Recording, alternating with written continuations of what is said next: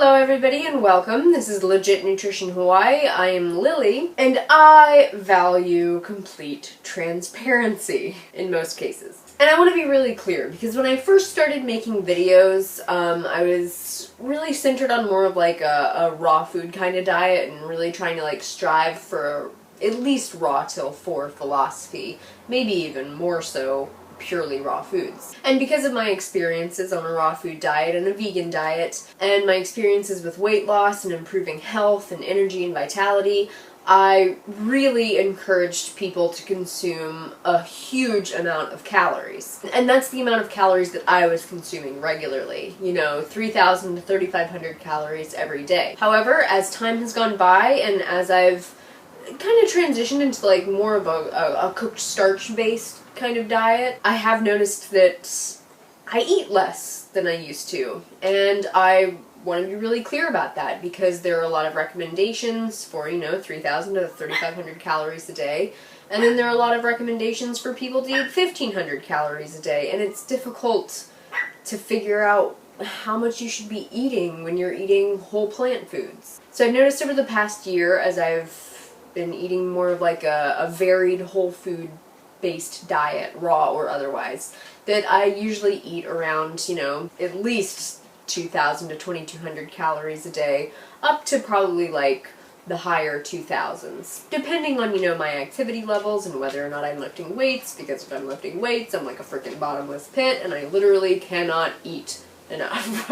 And I think the reason for this decrease in caloric intake has been for several reasons, and I will go over those now. First and foremost, I think it is due to an improvement in my hormonal and endocrine functioning. So as you probably know, I had hypothyroid and adrenal fatigue. And when I was sick and in the early days of recovery, or I guess technically like early years of recovery, I feel like most of my energy came from food. Like the amount of energy my body was able to create or maintain was really low. And so if I was going to function, I had to like eat to get my energy. And I would find myself often like if I didn't eat enough, I would be really and immediately lower energy. So I feel that as I've been eating a whole food plant-based diet, and as my health and endocrine function and hormonal balance has been really improving, I feel like I have more energy, just naturally welling up out of my body. I am more energetic, and so I don't have to eat for my energy. Does that make sense? Also, this is the most consistent I have ever been with my sleep. The last 4 years, I think I've stayed up past midnight maybe 3 times. I've been going to bed early, sometimes as early as 8:30 depending on my boyfriend's schedule, and I usually get up anywhere between like, 5 a.m. is miserable. I hate getting up at 5 a.m. My happy place is like 6 or 6:30. And this consistency in sleep has obviously like given me more energy, and it's also allowed my endocrine and hormonal systems to balance out really well. I have found that when I don't go to bed early, or I don't sleep well, or if I have to wake up too early, I am hungrier throughout the day. And studies have found that the appetite regulating hormones leptin and ghrelin are highly tied into how much sleep you get and the quality of your sleep. So it's really important to get at least 7 to 9 plus hours every night. Something else that I feel has contributed to me eating fewer calories is that I have been avoiding alcohol.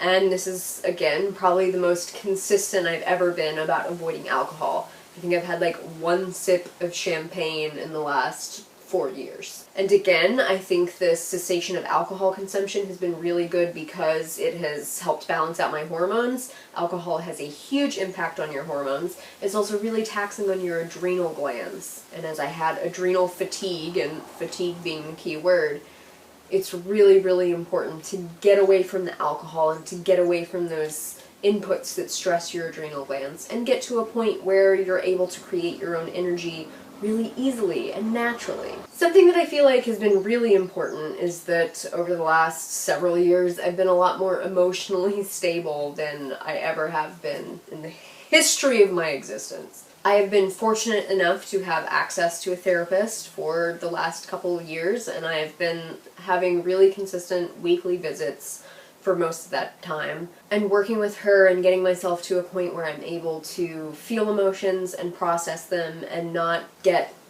petrified by the emotional response in the first place has made a huge difference in how I'm able to cope with my emotions, you know? So instead of getting like anxious and then I head straight to the kitchen and I have to eat, or I'm anxious and I'm procrastinating so I eat, I'm now able to feel that emotion and process it without using food as a crutch. And I did notice that even when I was eating like an all raw food diet, I would still feel that urge, and so I would get an urge to like eat cooked food and comfort myself with cooked food or alleviate anxiety using cooked food. And instead of letting myself eat the cooked food, I would try to like force feed myself more bananas. It would get to the point where I was like having 12 to 15 banana smoothies, and I would just be like about to regurgitate, and then I would still have cravings for cooked food because that's how I wanted to deal with my emotions. So doing the hard work and, you know, really investing in that long process of figuring out how to be a human being living in a modern world and dealing with all of the stress and the strain that's associated with that, and doing it without using food as a crutch has been really vital. Kind of going along the lines of that emotional stability, I've felt a lot more relaxed in my body. And when I'm relaxed in my body, I can really tune in to how I'm feeling a lot better and be able to pick up on those hunger cues as well as fullness cues. For a long time, you know, I hated my body and I wanted my body to be separate. I tried to starve my body for a long time, and then there were times when I would like binge uncontrollably and I would make myself so full and uncomfortable that I just wanted to dissociate.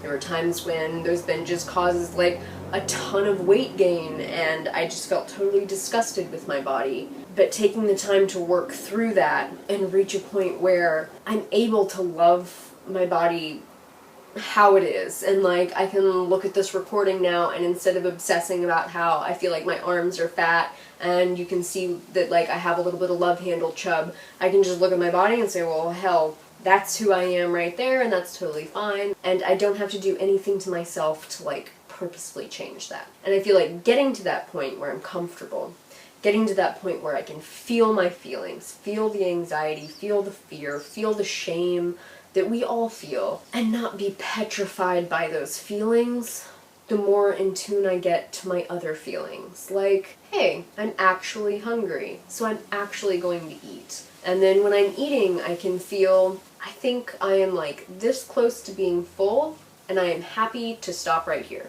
I don't have to eat anymore. Like, I don't have to eat to comfort myself. I don't have to eat to like make sure I'm packing in more calories. Like, I'm comfortable right here. I think something that has also affected how much I eat has been that I'm eating foods that I really enjoy without feeling guilty about it and without trying to restrict how much I eat. So like, if there's a food that I consider to be, you know, a bad food that I shouldn't be eating, used to I would, you know, break down and I would eat like, you know, 1 or 2 bites of it. And I'd be like, oh, I'll just let myself have 1 or 2 bites and then I'll stop. But because there was so much charge around that, I'd have the 2 bites and then I would be anxious and I would want to numb myself and control my emotions through my food. So I'd be like, okay, I'm just gonna eat more. And then before you know it, I'm in there like doing this. And I'm like, oh my god, stop eating. Oh my god, what are you doing? No, you're not supposed to eat this. This is so bad. Okay, well, I'll just eat it this one time and maybe I'll throw it up later. And so instead of doing that, I can just say, okay, I want a little bit of this food, and I mean, it's vegan, it's not like it's bad food, and generally speaking, it's like whole food. Maybe it's a little high in sodium, or maybe it's processed pasta or something, but I let myself have it. And when I let myself have it, I figured out that like, I can tune into eating 4, 5, 6 bites, and then I'm like, you know, that was good, I'm done. I don't need more.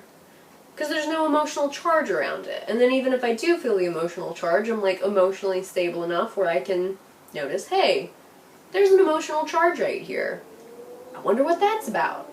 I think I've also gotten to a point where I'm eating food that is incredibly nutritious, and I'm eating a wider variety of food than I had allowed myself to eat for many, many years. And I feel like my body has gotten to a point where it it has what it needs. Like, there aren't gaps in my diet where I'm missing some huge nutrient panel. Part of that is, like, I used to not eat nuts and seeds ever, because I was like, ew, they're gross, and the fat is rancid, and it's fatty, and I don't need fat. I get all the fat that I need from, like, greens. And then, like, incorporating ground flax seeds into my diet on a regular basis, or, you know, sprinkling, like, 10 pumpkin seeds on top of my banana ice cream or something. I feel like even just doing those little things has helped to fill in the gaps in nutrition.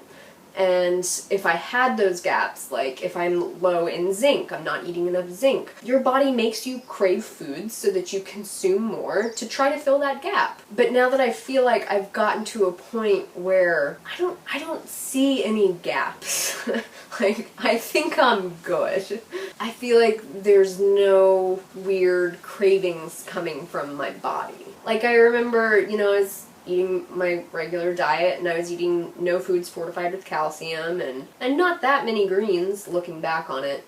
And my diet was probably low in calcium, you know? And then I allowed myself to eat a single piece of tofu, you know? And it's like there was something inside me that was like, oh, eat as much of this as you can. And then just, like, uncontrollably ate an entire block of tofu. And that's probably because tofu is extremely high in calcium if it's processed with calcium. You know? You hear what I'm saying? So that's me being totally transparent. You know, I'm 5'4", I weigh somewhere between like 115 and 120 pounds, depending on the moment and how much salt I eat. And so I'm still eating as much as my body needs, like at least 2,200 calories a day. I don't count my calories every day, but I have counted them in the past, and I am pretty freaking good at estimating my calories now. So I'm still eating well over 2,000 calories a day, fueling my body, but really tuning in to when my body says that I've had enough. And since I come from a past of restriction, it's incredibly important to be mindful about not giving in to those urges that, like, I still have in my mind. Like, hey, you could skip dinner, and then you'd wake up tomorrow, and you'd be a little bit skinnier. Like, I still hear that in my head sometimes, and I'm like, fuck you, I'm eating. But it's something to think about. It's something to be really mindful about. Falling into the trap of restriction is incredibly easy. And remembering that, you know, you have a human body that needs nourishment. So be mindful. This is not permission to put yourself on a calorie-restricted diet.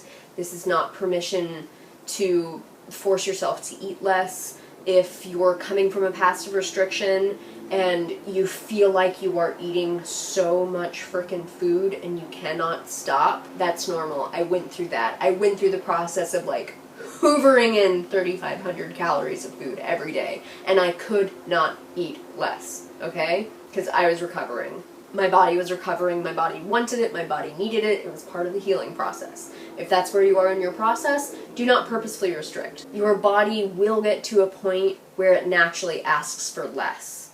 Tuning into that and being really mindful about your emotional well-being and your capacity to process your emotions will be really helpful as you go through that process of naturally wanting less, and making sure that you don't have any gaps in your nutrition by eating a wide variety of whole plant foods is going to serve you really, really well.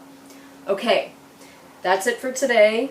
This video is a lot longer than I freaking planned on it being. I want to do fast videos. Why can't I do fast videos? So leave any comments or questions in the comment section below. Don't forget to like this video and subscribe to my channel if you want more videos such as this, where we just transparently talk about health.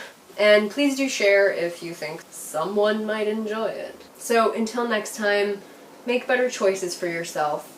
You deserve it. And take really, really good care, because you deserve that too. Okay, I'll see you next time.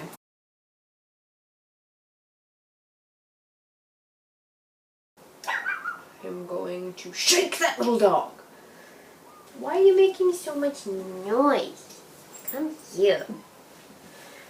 My next door neighbor has a pet turtle, and she hates the turtle, and she just stands there and barks at it constantly. So that's where we are.